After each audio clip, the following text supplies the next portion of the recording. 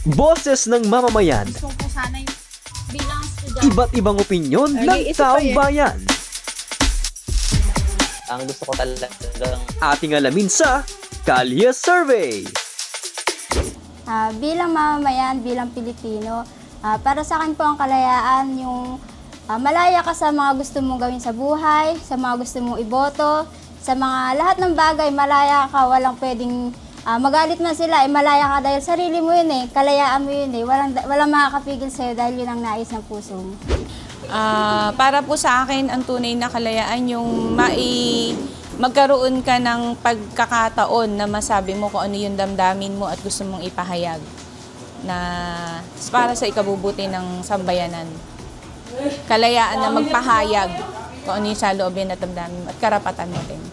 Para sa akin, ang tunay na kalayaan ay yung makapagdasal ka ng buong puso kay God. Tapos yung may boses ka para sa'yo, sa bayan, ng buong puso. Ang kalayaan na pwede kang pumili, mangarap. Ayan, wala na. Ulit. Yung kalayaan na may boses ka na pumili, mangarap para sa sarili mo at para sa bayan.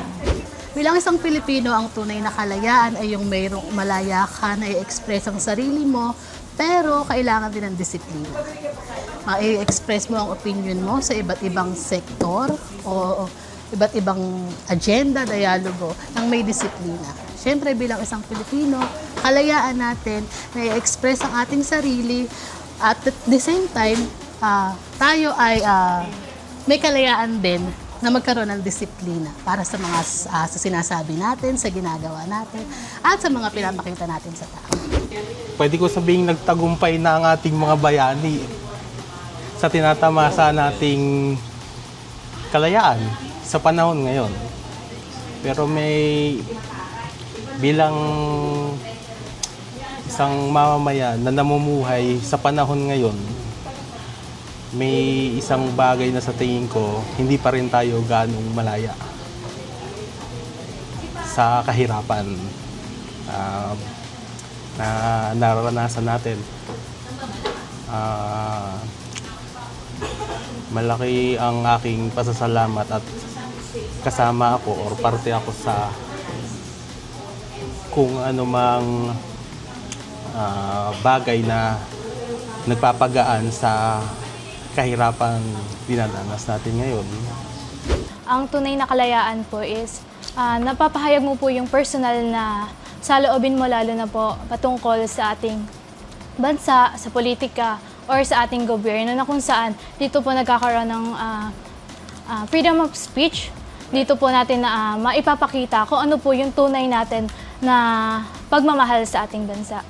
Ang tunay na kalayaan po ay magsalita kung ano yung gusto mong sabihin, bumoto kung sino gusto mong iboto, kalayaan mo na gawin mo kung ano yung gusto mo. Para sa akin po, yun po ang kalayaan. Bilang isang Pilipino, ang ibig sabihin niyan para sa tunay na kalayaan.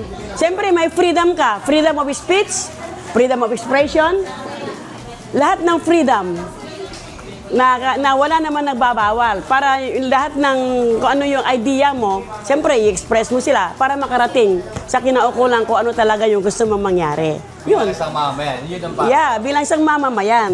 Makipag-participate ka sa, makialam ka sa anumang nangyayari sa ating lipunan. Either na makatulong ka o either na sanugatin mo ang mga ginagawa ng ibang Pilipino na hindi naman naaayon sa batas. Bumoses po para po sa karapatan po bilang kabataan at bilang Pilipino po na kung ano po katulad po ng nangyayari ngayon sa bansa po natin, katulad ng korupsyon. As a student po or bilang kabataan, ang tunay na kalayaan po sa akin is yung ma-express ko po yung mga opinion ko. Kahit na bata pa lang po ako or kahit na, lalo-lalo na po sa generation namin ngayon. Kumbaga kasi parang dapat nagmamatter din talaga yung mga opinion namin. Lalo na po na sinasabi ng tao na ngayon na kabataan ng pag-asa ng bayan, ganyan. And I think super true pa rin po yun. Kasi sa darating na botohan, ganyan, kami na po yung parang madami na populasyon na boboto, ganyan. So, I think, yun po yung kalayaan sa amin ngayon. Boses ng mamamayan.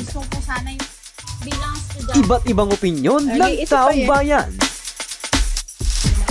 Ang gusto ko talagang Ating alamin sa Kalye Survey.